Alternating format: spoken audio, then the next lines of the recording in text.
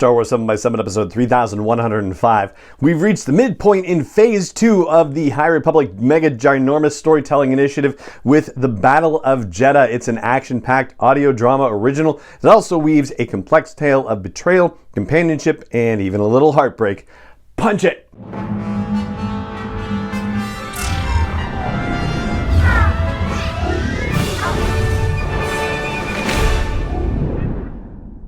Hey Rebel Rouser, I'm Alan Voivod and this is Star Wars 7 by 7 and your daily dose of Star Wars joy. And thank you so much for joining me for it. So yes, the Battle of Jedha is the new audiobook original. It is out today. There will be a script book version of it arriving on Valentine's Day, February 14th. So just hang out about a month and change for that.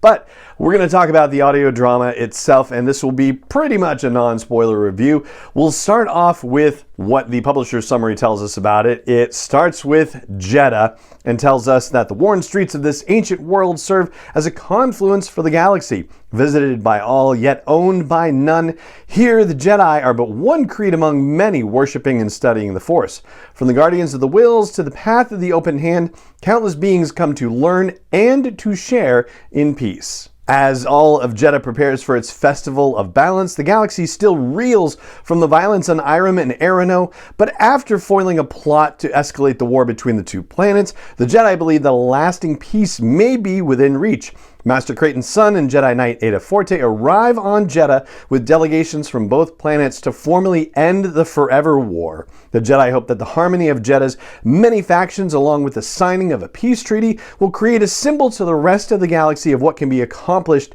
through unity. But, and there's always a but, but not all are happy with the Jedi's involvement or ready to concern themselves with peace. Rumors begin to swirl that the Jedi bring war in their wake. The distrust and anger that for so long fueled the Forever War now threaten to corrupt the communities of Jedha. When violence breaks out on the Sacred Moon, the war that was meant to end on Jedha may soon engulf the entire world. So that's the official summary, and there's also been an excerpt that's published on StarWars.com that is a little bit more than 7 minutes long. It's also published with the full cast list, and you will see some familiar Star Wars names and some fun new names in there as well.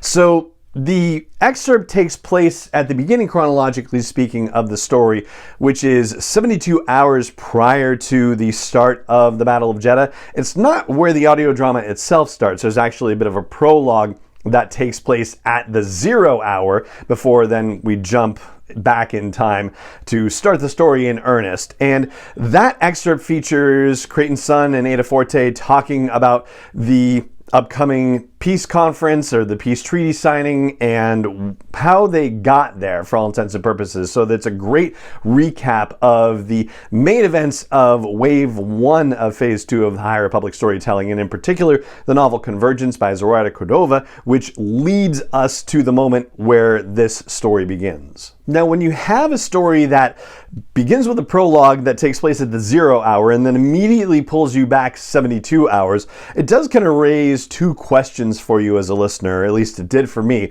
One of them being, well, how much of the audio drama itself is the Battle of Jedha? I mean, it's called the Battle of Jedha, but how much of it is actually the battle? It is a 5.5 hour audio drama, and I will tell you that it's definitely in the minority.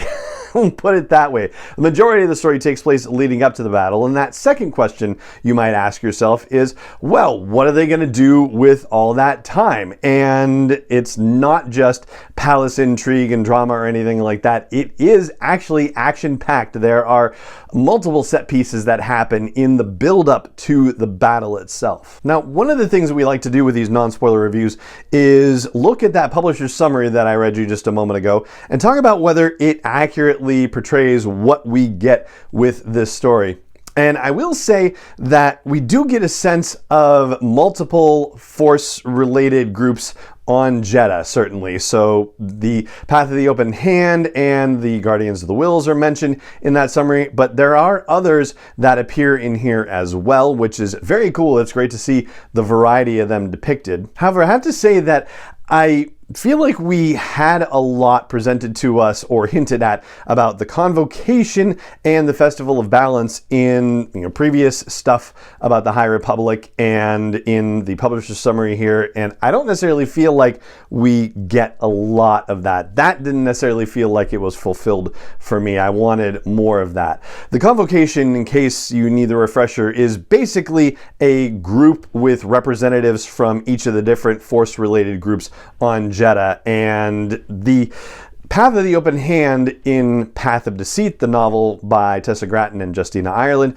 like they talk in there about wanting to go to Jedha and thinking that they should have a place within this Convocation. So that part of it is at least fulfilled, what happens with that. But yeah, just generally speaking, I felt like I wanted more about the Convocation and more about the Festival of Balance than was actually delivered in the Battle of Jedha. Ultimately, the purpose that seems to be served by having it on Jedha and having all of these Force-related groups available there is that it gives us more suspects to consider when it comes to who might be interfering with the peace treaty process. So with the difficulties that are occurring around the attempt to get the peace treaty signed, Creighton Sun and Ada Forte are forced to turn to a comparatively neutral party to help investigate the issues that are cropping up. That would be Salandra Sho, who happens to be on a pilgrimage to Jedha, unrelated to everything else. And so while Creighton and Ada are dealing with the ambassadors and everything else that's going on there,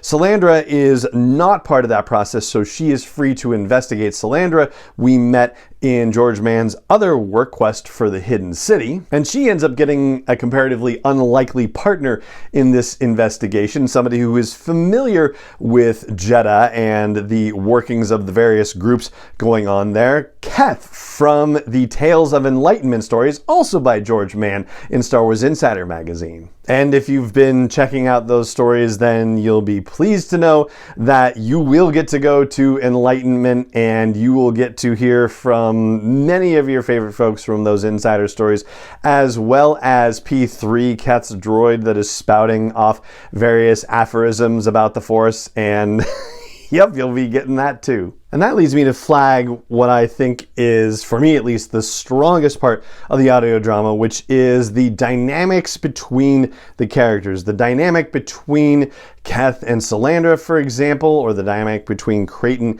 and Ada, the conversations that they have, or their conversations with the respective ambassadors from Irem and Arano, like these conversations are really well done. I found myself very engaged with the storytelling and felt like it was pretty seamless when we were getting exposition to help us along or give us the background details that we needed to understand situations that were happening within a given moment in the story. And there are a couple of monologue-y type things in the story as well, which are mostly fine. I would say the only one that rang a little bit off for me was Creighton having a bit of a monologue in the midst of the Battle of Jedha, which seemed like they were in the midst of too much effort for him to give such an effortless monologue in the particular moment that he does, but small matters comparatively speaking. Ultimately, if you've been following the High Republic Storytelling Initiative, I think you will definitely